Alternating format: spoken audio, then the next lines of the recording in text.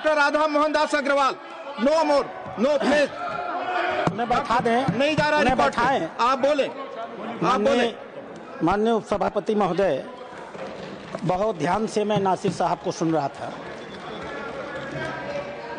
वो किसी शायर ने कहा है, तू इधर उधर की न बात कर, तू बता कि कारवां कहाँ लुटा। मैं बताऊंगा इन्हें कारवां कहाँ लुटा है। मेरा भाषण समाप्त होने दीजिए, मैं ठीक से इन्हें एक्सपोज करने वाला हूं। जी प्लीज। माननीय उपसभापति महोदय, अच्छा डिस्कशन आप चलने दें। आप मैं इनकी बातों को सुन रहा था और मैं इस सदन के संज्ञान में लाना चाहूंगा। माननीय सदस्य सैयद नासिर हुसैन जब इस बारी राज्यसभा में चुने गए, जब ये इनके जीत की घोषणा हुई, मैं उस समय कर्नाटक के बेंगलोर में था। कर्नाटक की विधानसभा में पाकिस्तान जिंदाबाद के नारे लगाए गए थे। भारतीय जनता पार्टी के कार्यकर्ताओं ने विरोध किया, उनको पकड़ करके जेल में भेज दिया गया। भारतीय जनता पार्टी के कार्यकर्ता जो इस पाकिस्तान जिंदाबाद के नारे का विरोध कर रहे थे, उन्हें जेल में भेज दिया गया और इन्हें पतित किया गया। ये लोग, बैठाइए इनको, इन्हें बैठाइए, ये बोल नहीं सकते। बैठ जाओ, बैठो। आपस में बात नहीं, प्लीज प्लीज।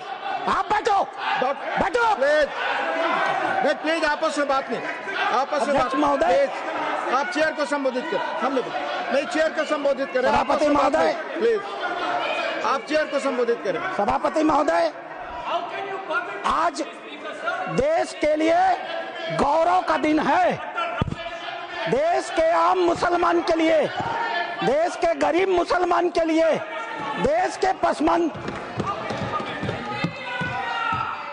बीच में टोका टोकी नहीं होगी, तो दोनों के लिए होना चाहिए। फिर तो please please please Nasir ji, please please, झूठ बकवास सब उपसभापति महोदय नहीं जा रहा, आप रिकॉर्ड पे नहीं जा रहा, बैठ जाइए। उपसभापति महोदय, आज का दिन गरीब मुसलमानों के लिए, पसमानदा मुसलमानों के लिए, तलाकशुदा महिला बहनों के लिए, विधवा महिला बहनों के लिए, अनाथ बच्चों के लिए आज ऐतिहासिक दिन है।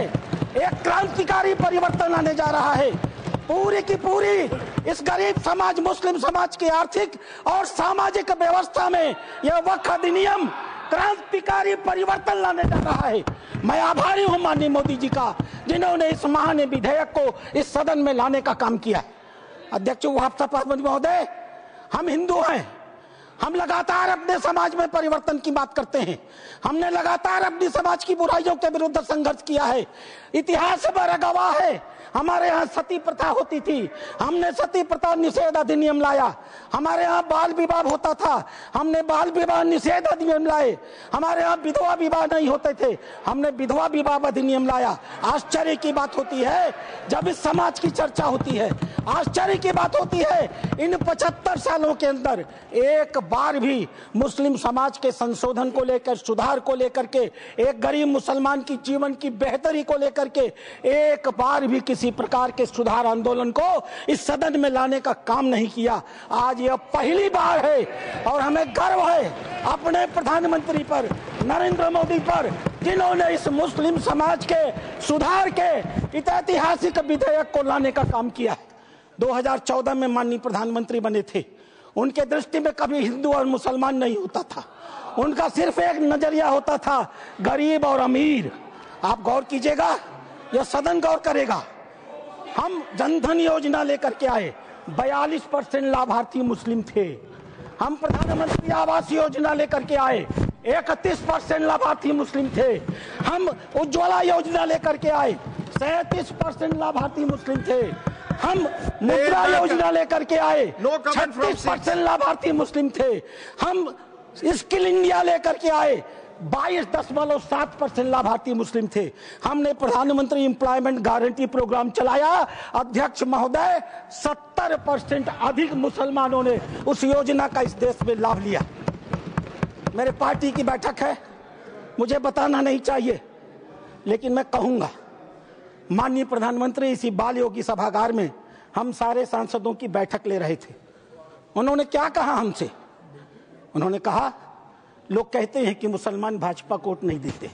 आपको याद होगा मित्रों, उन्होंने कहा नहीं ये गलत है, देते हैं।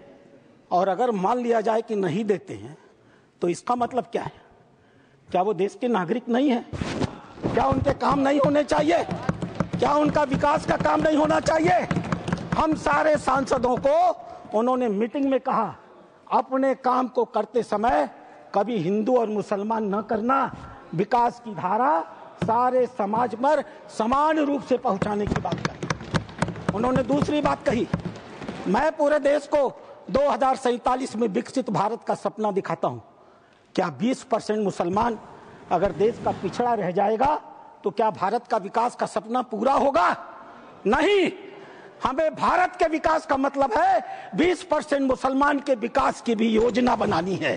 यह कल्पना माननीय प्रधानमंत्री ले सकते हैं। आजादी के 75 सालों के अंदर इस कल्पना को लेकर इस देश में कोई नहीं आया था। और तीसरी बात उन्होंने कही, सरकार के, और सबसे महत्वपूर्ण बात है, सरकार के स्तर पर सरकार जो कुछ भी कर सकती है मुसलमानों के जीवन की बेहतरी के लिए हम करने का प्रयास करेंगे। लेकिन मुस्लिम सामाजिक संस्थाओं की भी रोल होनी चाहिए। ये मुस्लिम पर्सनल लॉ बोर्ड की भी भूमिका होनी चाहिए। यह जमायत उलेमा की भी भूमिका होनी चाहिए। यह वक्फ कमेटियों की संपत्तियां जो पड़ी हुई हैं उनकी भी मुसलमानों की जिंदगी को बेहतर करने में भूमिका होनी चाहिए। यह बात आज की नहीं थी, ये लोकसभा चुनाव के 6 महीने पहले की बात है अध्यक्ष महोदय। उस समय वो कल्पना लेकर चल रहे थे कि अगर हमने मुस्लिम वक्फ की संपत्तियों का बेहतर उपयोग कर लिया, पारदर्शी उपयोग कर लिया, उनकी आय को बढ़ा दिया, उनके ऊपर जो कब्जा करके लोग बैठे हुए हैं उन कब्जेदारों को हटा दिया, तो स्वाभाविक रूप से जो अकूत संपत्ति पूरे भारत में मुसलमानों के पास आएगी, हम उसका इस्तेमाल गरीब मुसलमानों की शिक्षा के लिए, जीवन की बेहतरी के लिए, उनके मुसलमान महिलाएं दर बदर भीख न मांगे, अपनी इज्जत का समझौता न कर सकें, कोई बूढ़ी मुस्लिम रात को खाली पेट सोने के लिए मजबूर न हो, हम उसके लिए व्यवस्था करके लाएंगे। और वस्तुतः अध्यक्ष महोदय, वक्फ अधिनियम की जो ही माननीय गृह मंत्री ने घोषणा किया, पूरे देश में तूफान आ गया। आश्चर्य होता है, वक्फ की घोषणा भी नहीं हुई, कानून सामने भी नहीं आए, विरोध शुरू हो गया। तुम्हारी मस्जिदें कब्जा कर ली जाएंगी, तुम्हारे दरगाह कब्जा कर लिए जाएंगे, तुम्हारे कब्रिस्तान कब्जा कर लिए जाएंगे, तुम्हारे मदरसे कब्जा कर लिए जाएंगे। मैं एक पत्रक लेकर के अध्यक्ष महोदय आया हूं। केरल और कर्नाटक की एक आतंकवादी संस्था है PFI, माननीय गृह मंत्री को आभार प्रकट करता हूं, उन्होंने बैन किया है। PFI की एक दूसरी संस्था है SDPI। आज SDPI, मेरे पास पर्चे हैं, मैं गृह मंत्री को सौंपूंगा और आपको भी दूंगा। आज SDPI पूरे देश में, मेरे पास राजस्थान के पर्चे आए हैं जहां SDPI सबसे कमजोर है।